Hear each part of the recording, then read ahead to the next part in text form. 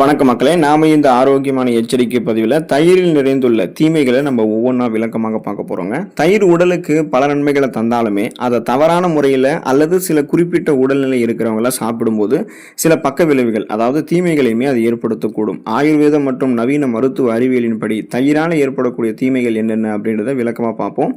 அதை பற்றி பார்க்கறதுக்கு முன்னாடி இந்த வீடியோவுக்கு மட்டும் ஒரு லைக்கை கொடுத்துட்டு இந்த தகவலை உங்களுக்கு தெரிஞ்சவங்களுக்கும் ஷேர் பண்ணிடுங்க. ஏன்னா இது அவங்களுக்கும் பயனுள்ளதாக இருக்கக்கூடிய ஒரு ஆரோக்கியமான பதிவு தாங்க. இது போன்ற அப்டேட்ஸ்களை நீங்கள் தொடர்ந்து பார்க்குறதுக்கு நம்மளுடைய ஹெல்த் நியூஸ் தமிழ் சேனலை மறக்காமல் சப்ஸ்கிரைப் பண்ணி வச்சுக்கோங்க. பக்கத்தில் இருக்கக்கூடிய பெல் பட்டனையும் கிளிக் பண்ணி ஆல் அப்படின்ற ஆப்ஷனையும் செட் பண்ணி வச்சுக்கிட்டீங்க அப்படின்னா நாங்கள் போடக்கூடிய எல்லா அப்டேட்ஸும் உங்களுக்கு நோட்டிஃபிகேஷன் அடிக்கடி வந்து சேரும். சரிவாங்க மக்களே, இப்போ வீடியோக்குள்ளே போயிடலாம். செரிமான கோளாறுகள் மற்றும் மந்த நிலை உங்களுக்கு இந்த தீமை ஏற்படலாம். தயிர் நீங்கள் எடுத்துக்கொண்டீங்க அப்படின்னா, இப்போ அதாவது தயிர் அளவுக்கு அதிகமாக நீங்கள் எடுத்துக்கிட்டீங்கன்னா இந்த தீமை உங்களுக்கு இருக்கும், அல்லது ஒத்துக்கலை அப்படின்னா உங்களுக்கு இந்த தீமை இருக்கும். தயிர் ஜீரணமாகிறதுக்கு அதிக நேரம் எடுத்துக்கொள்ளக்கூடிய ஒரு கனமான உணவு தான். அதனால் பார்த்தீங்கன்னா பலவீனமான செரிமான அமைப்பு உங்களுக்கு ஆல்ரெடி இருக்குது அப்படின்னா, அல்லது பசி குறைவாக இருக்கிறவங்களாம் தயிரை அதிகமாக சாப்பிட்டுட்டீங்க அப்படின்னா அது செரிமான மந்த நிலை, வயிற்று உப்புசம் மற்றும் வாயு தொல்லை, ப்ளோட்டிங் எல்லாம் உங்களுக்கு உண்டாக்கும். அதனால் நீங்கள் என்ன பண்ணக்கூடாதுன்னா, வீக்கான டைஜஷன் அந்த செரிமான மண்டலம் உங்களுக்கு இருக்குது அப்படின்னா நீங்கள் தயிரை எடுத்துக்கொள்ளவே கூடாது. அதை ஞாபகம் வச்சுக்கோங்க. அல்லது அப்படியே நீங்கள் எடுத்துக்கணும் குறைவாக தான் எடுத்துக்கணும், அளவுக்கு அதிகமாக சாப்பிடக்கூடாது.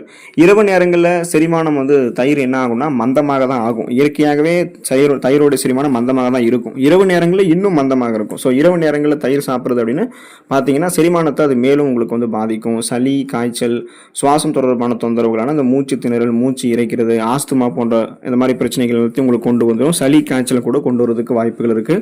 அதனால் நீங்கள் இரவு நேரங்களில் தயிர் எடுத்துக்கொள்ளக்கூடாது அப்படின்றது ஞாபகம் வச்சுக்கோங்க. ஸோ செரிமான கோளாறுகள் உங்களுக்கு வரும். செரிமான மந்த நிலை தயிர் நீங்கள் எடுத்துக்கொள்ளும் போது உங்களுக்கு இருக்க ஆரம்பிக்கும். சளி, இருமல் மற்றும் கப பாதிப்புகள் நீங்கள் தயிர் அளவுக்கு அதிகமாக எடுத்துக்கொள்ளும் போது அல்லது உங்களுக்கு அது ஒத்துக்கலைன்னா உங்களுக்கு இந்த தீமை ஏற்படும். தயிருக்கு இயற்கையிலேயே உடலை குளிர்விக்கக்கூடிய மற்றும் பிசுபிசுப்பு தன்மையை அதிகரிக்கக்கூடிய குணம் இருக்கு. அப்போ குளிர்ச்சி மற்றும் கப உடம்பு இருக்கிறவங்கலாம் தயிரை அதிகமாக சாப்பிட்டாங்க அப்படின்னா அது அவங்களுடைய உடல்ல கபத்தை இன்னும் அதிகரிக்கும். அதாவது சளி பிரச்சனையை இன்னும் அதிகரிச்சிடும். இதனால சைனஸ், ஆஸ்துமா, நாள்பட்ட சளி, இருமல் மற்றும் தொண்டை கட்டு போன்ற சுவாச பிரச்சனைகளை அது தீவிரமடையக்கூடும். அதாவது முன்னாடியே சொன்ன மாதிரி இரவு நேரங்களில் நீங்க எடுத்துக்கிட்டீங்கன்னா இந்த சுவாசம் தொடர்பான பிரச்சனைகள் வந்துடும் அப்படின்றத உங்களுக்கு குறிப்பிட்டிருப்போம். அதுவும் நீங்க தனியாகவே பகல் நேரங்களிலே அளவுக்கு அதிகமாக எடுத்துக்கிட்டீங்க அல்லது அது உங்களுக்கு ஒத்துக்கல அப்படின்னாலுமே இந்த மாதிரி சளி, இருமல் மற்றும் கப பாதிப்புகள், சுவாச மண்டலத்தை பாதிக்கக்கூடிய பிரச்சனைகள்லாம் உங்களுக்கு ஏற்படும். நீங்கள் தான் கவனமாக இருக்கணும்.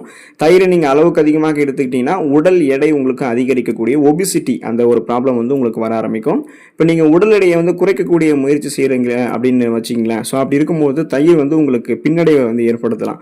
தயிரில் கொழுப்பு மற்றும் கலோரிகள் இது ரெண்டுமே அதிகமாக தான் இருக்குது. குறிப்பாக முழு பாலில், அதாவது ஃபுல் கிரீம் மில்கில் தயாரிக்கப்படக்கூடிய தயிரை நீங்கள் தினசரி உணவுகளில் நீங்கள் சேர்த்துக்கொள்ளும் போது அது தேவையற்ற உடல் எடை அதிகரிப்புக்கு தான் உங்களுக்கு வழிவகுக்குமே தவிர உங்களுடைய உடல் எடையை குறைக்கிறதுக்கு 1% கூட உங்களுக்கு உதவி செய்யாதுன்றதை ஞாபகம் வச்சுக்கோங்க.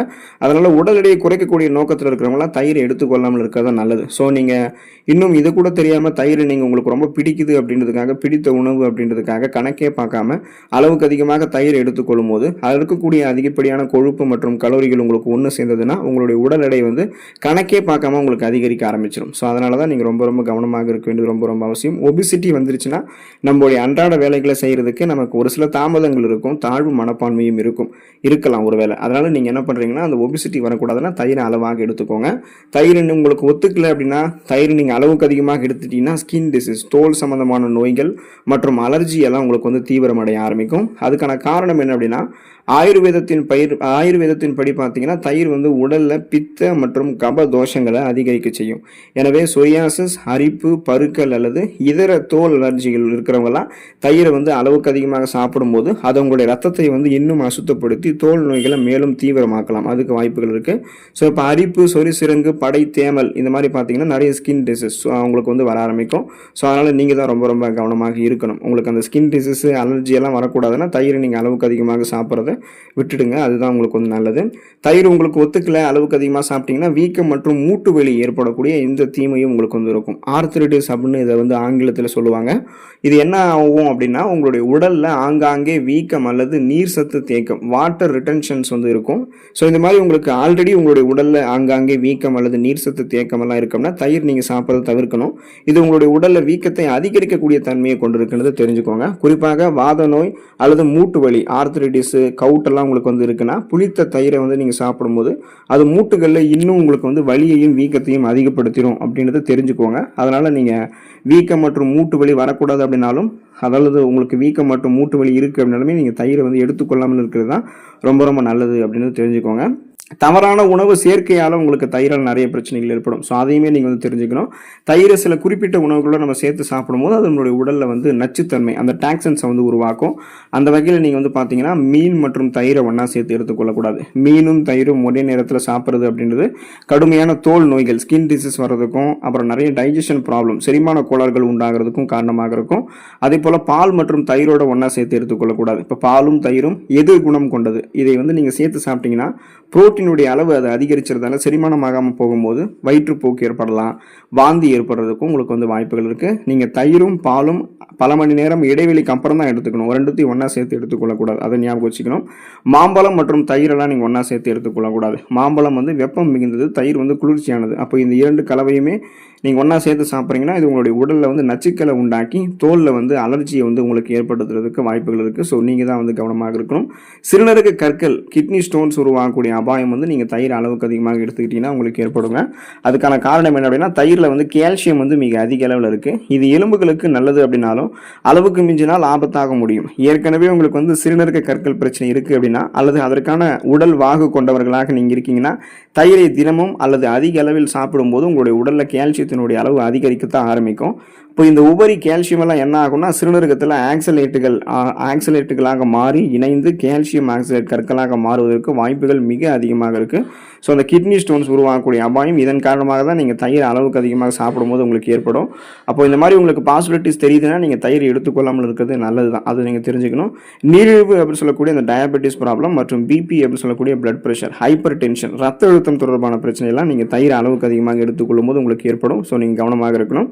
அதுக்கான காரணம் என்ன அப்படின்னா, ஆயுர்வேதத்தின் படி தயிரை முறையாக கடையாமல் அல்லது தினசரி தொடர்ந்து நம்ம சாப்பிட்டு வந்தோம் அப்படின்னா அது உடலினுடைய மெட்டபாலிசம், வளர்ச்சிதை மாற்றத்தை வந்து உங்களுக்கு குறைத்து நீரிழிவு போன்ற நிலையை ஏற்படுத்துறதுக்கு வாய்ப்புகளை உண்டாக்கும். குறிப்பாக ரத்த அழுத்தத்தை உங்களுக்கு ஏற்படுத்தும். இப்போ கடைகளில் விற்கப்படக்கூடிய பாக்கெட் தயிர் அல்லது சுவைக்காக உப்பு சேர்க்கப்படக்கூடிய தயிரை சாப்பிடக்கூடிய பழக்கம் உங்களுக்கு இருக்குன்னா உங்களுடைய உடலில் சோடியத்தினுடைய அளவு அதிகரித்து உங்களுடைய உடல் நரம்புகளில் இறுக்கங்கள், ரத்த நாளங்களில் இறுக்கங்கள் ஏற்பட்டு போதுமான அளவுக்கு ரத்த ஓட்டம் உடல் உறுப்புகளுக்கு போகாமல் உங்களுக்கு வந்து அந்த ஆக்சிஜன் சப்ளை கிடைக்காம சோர்வாக மயக்கமாக இருப்பீங்க. ஸோ பிபி அப்படின்னு சொல்லக்கூடிய இந்த பிளட் ப்ரெஷர், ரத்த அழுத்தம் வந்து உங்களுக்கு உயரக்கூடும்.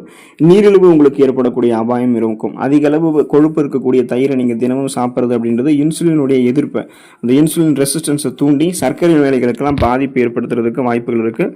ஸோ நீங்கள் தான் வந்து கவனமாக இருக்கணும். ஸோ இப்போ இந்த எந்த பிரச்சனையுமே இல்லாமல் தயிர் வந்து நம்ம அளவுக்கு அதிகமாக எடுத்துக்காமல் இருக்கணும்னா தயிர் சாப்பிட்றதுக்கான அந்த சிறந்த வழிமுறை என்னன்றது நீங்கள் தெரிஞ்சுக்கணும். தயிரோடு நீங்கள் எந்த ஒரு உணவுப் பொருட்களையும் சேர்க்கணும் அப்படின்றது அவசியம் கிடையாது. உறைந்த தயிரை நீங்கள் அப்படியே எடுத்துக்கொள்ளலாம்.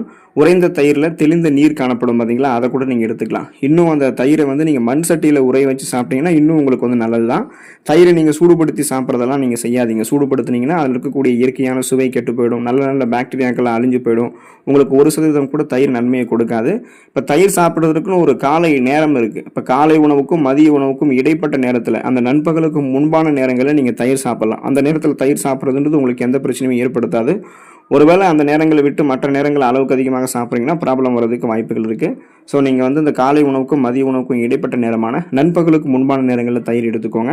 அதுவும் ஒரு நாளைக்கு, அதாவது ஒரு வாரத்துக்கு எல்லா நாளுமே நீங்கள் தயிர் எடுத்துக்கொள்ளாதீங்க. வாரத்தில் 2 அல்லது 3 நாட்கள் மட்டும் ஏதாவது ஒரு வேளை மட்டுமே தயிர் எடுத்துக்கொள்வது அப்படின்றது உங்களுக்கு போதுமானதாக இருக்கும். தயிரில் இருக்கக்கூடிய நன்மைகளை மட்டுமே பெற்று தீமைகளிலிருந்து விலகிடுங்க. உடல்நலத்தை பராமரித்துக் கொள்ளுங்கள். அடுத்த ஆரோக்கியமான பதிவில் மறக்காமல் சந்திப்போம். நன்றி மக்களே.